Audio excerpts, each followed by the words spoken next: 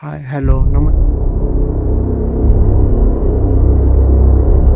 अंधाराच्या दुनियामध्ये आपले स्वागत आहे. मी सागर. माझ्या हॉरर मराठी कथा या युट्यूब चॅनल मध्ये पुन्हा एकदा स्वागत आहे. आशा करतो की आपली मागची हॉरर कथा आपल्याला आवडली असेल. यावेळेस आपल्याला कथा पाठवली आहे समीर यांनी. समीर हे मूळचे तातेगाव गावचे. चला तर आपण समीरच्या भाषेमध्ये कथेला सुरुवात करूया. नमस्कार मित्रांनो, मी समीर. ही गोष्ट त्यावेळची आहे जेव्हा मी माझ्या गावाला जात होतो. माझे गाव तसे डोंगराच्या मध्यभागी वसलेले होते. दाट लोकसंख्यापासून वेगळेच. माझ्या गावात एक कच्चा रस्ता आहे ज्यावर फक्त एकच बस चालते, जी गावातल्या लोकांना बाहेर घेऊन जाते आणि ती बस परत गावाकडे आणते. मी माझ्या आजीच्या घरी गेलो होतो आणि तिथून त्या रात्री मी परत येत होतो. रात्रीची वेळ होती.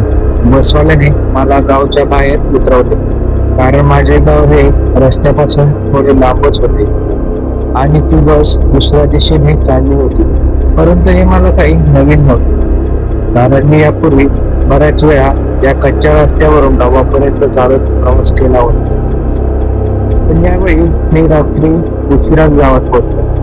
मी माझे सामान काढले, ते उचलले आणि माझ्या रस्त्याकडे निघालो. त्यावेळी रात्रीचे 12:30 वाजले असते आणि तुम्हाला माहित आहे की गावातले लोक लवकर झोपायला जातात.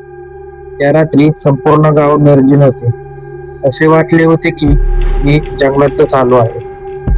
मला ही भीती वाटू लागली. मी फक्त पटकन घरी पोहोचण्यासाठी देवाला प्रार्थना करत होतो. परंतु माझे घर थोडे दूर होते. पण थोड्या वेळाने मला रस्त्यात माझा मित्र सोमनाथ मिळाला. त्याने मला दुरूनच हात केला. एवढ्या रात्री हा इथे काय करीत असेल याबद्दल मी विचार करत होतो.